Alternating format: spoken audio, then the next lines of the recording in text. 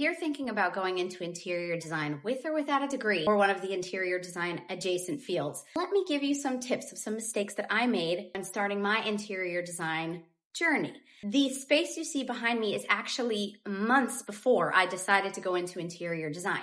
So the background of how I ended up in that field was I was working for a healthcare company in corporate office, and I was privy to a lot of the conversations and the stress that the owners of the company were feeling with the designers and contractors they were working with. And I took the initiative because that is my personality. And I got involved where it was none of my business. And I ended up designing one of their nursing home patient rooms. And then I worked with the interior designers that were hired to direct them to create these spaces. This is where I kind of realized that the marketing and the patient experience part of the healthcare company was not being properly communicated or understood by the designers. The designers were taking things a little bit too literally in another direction, but I'm not going to get into that now. I knew I wanted to create a more zen patient room, and I took the initiative to do that. Well, let me tell you where the mistakes were here. This is where you learn on the go. This is beautiful, but it wasn't practical. Want to know why? Well, some of the things were totally practical.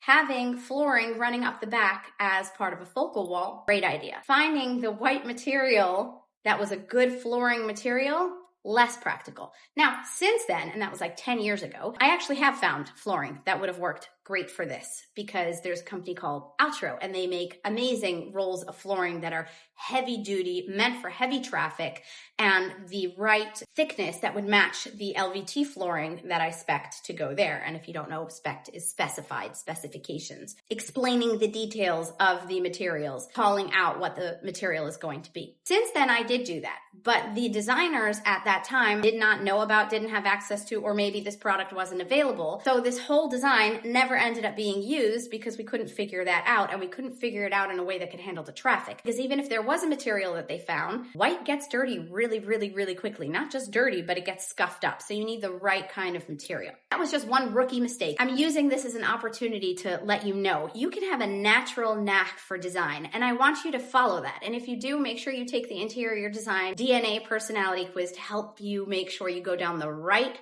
niche in design and the right career path or job role in design that fits your personality. But even when you're doing this and you're learning on the go, you have to be able to consider all elements of what you're doing to make sure they actually work. Want another example of another rookie mistake I made in this nursing home way before I started my firm? I'm going to do that video next when you let me know in the comments that you'd like me to do another one. Comment more mistakes, please, and I will show you another rendering where I made a beautiful design that was not actually possible.